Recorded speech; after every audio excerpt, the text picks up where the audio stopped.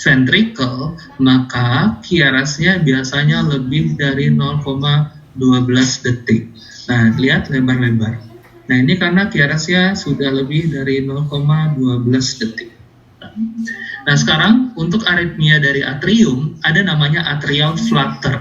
Atrial flutter itu terjadi kalau misalkan ada fokus ektopik di salah satu atrium, sehingga dia akan mengganggu kelistrikan jantung, sehingga nanti akan bikin atriumnya itu bisa berkontraksi berkali-kali, sehingga kita sebut dengan flutter. Nah, biasanya bikin atrial rate-nya 250 sampai 350 beat per menit. Tapi kalau kita lihat di sini, jarak antara R ke R itu normal, alias sama, bukan normal, tapi sama, alias reguler. Jadi atrial flutter ini kita katakan dia adalah aritmia yang reguler, karena jarak R ke R-nya itu selalu sama. Tapi karena ada fokus ektopik tadi, gelombang P-nya itu bisa muncul berkali-kali setiap satu kompleks QRS.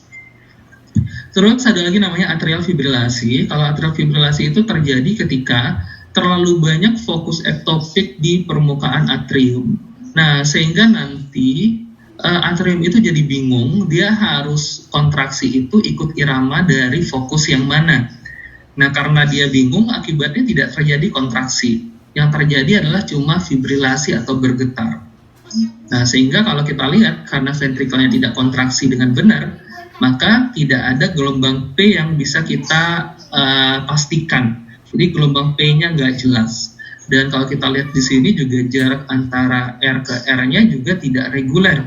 Sehingga irama atrial fibrilasi ini kita sebut dengan irama yang irregular.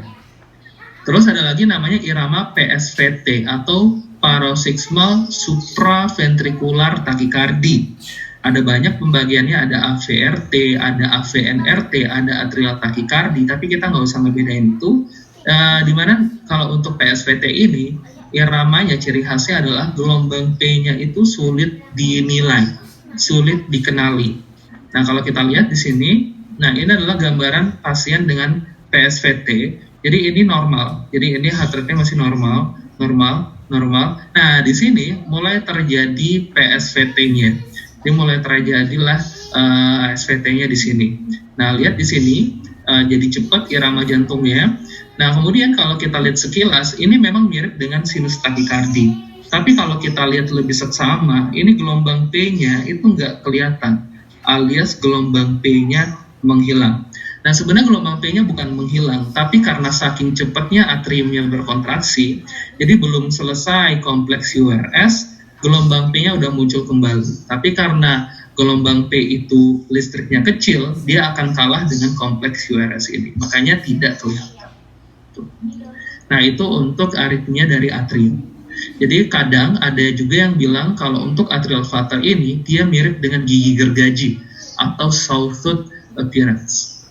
Nah, sekarang ventricle. Kalau ventricle kita bagi dua, ada yang reguler atau monomorfik, bentuknya sama semua. Ada yang irregular atau polymorphic, jadi bentuknya berubah-ubah. Kalau ini kebetulan contohnya adalah dia berbentuk seperti amplitudo, jadi makin lama makin besar, kemudian nanti kecil lagi. Atau yang dikenal dengan nama torsa de Pointes atau torsades de Pointes. Jadi salah satu contoh dari VT polymorphic itu adalah torsa de Pointes. Nah, penyebabnya sama, mirip dengan atrial flutter dan fibrilasi tadi. Kalau dia VT monomorphic, berarti ada single spot fokus ektopik pada ventricle, tapi kalau dia VT polymorphic, berarti ada multiple fokus ektopik di ventricle-nya. Sedangkan nanti ada lagi yang disebut dengan ventricular fibrilasi. Nah, kalau ventricular fibrilasi itu berarti ventricle-nya tidak berkontraksi. Dia cuma bergetar saja, dan itu bisa terjadi nanti sebagai kelanjutan dari VT polymorphic. Nah, kalau ventricle-nya tidak berkontraksi, maka gambaran yang kita temukan seperti ini. Jadi, lihat ini normal. Nah, di sini mulai terjadi ventricular fibrilasi. Jadi, nggak jelas irama P yang mana, kompleks QRS yang mana. Jadi, seperti sandi rumput.